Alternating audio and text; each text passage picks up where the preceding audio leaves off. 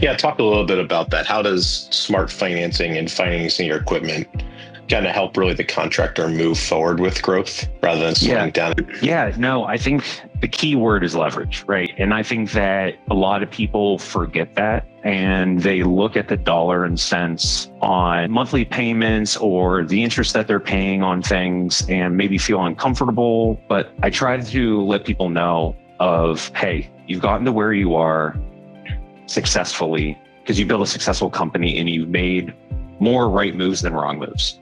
But now it's time. If you are just looking to stay the way you are, you don't need to finance equipment or have any different type of style that you are. Don't feel like this is something that you have to do. But if this is something that you want to get into, let's say a plumbing company that wants to add a sewer division or vice versa, leveraging is critical for growth, right? Meaning financing your equipment and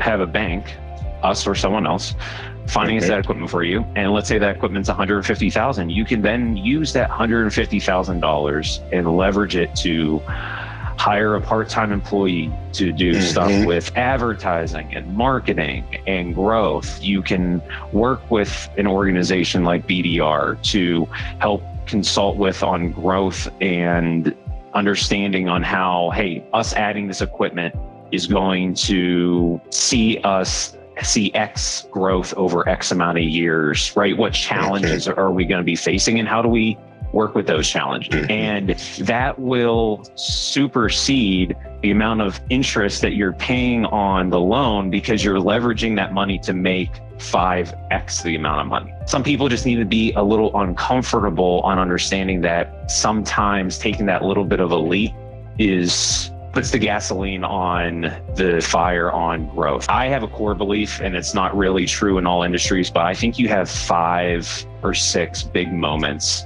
big swings that you can take as a business owner and if you see those moments, it's up to you if you actually see them, but you have 5 or 6 big swings in life and business, etc. And you just have to keep your eyes open and be able to have a little bit of bravery to take those leaps. Because I know people that open up a division and I still talk to them these days. I've known people like you that have sold your company, right?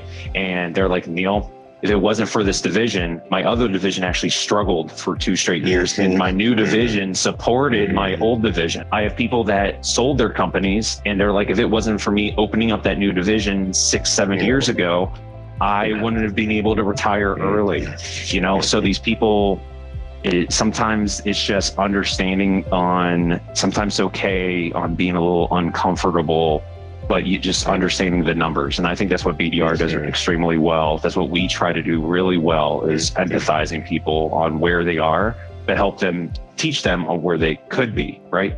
And go from there.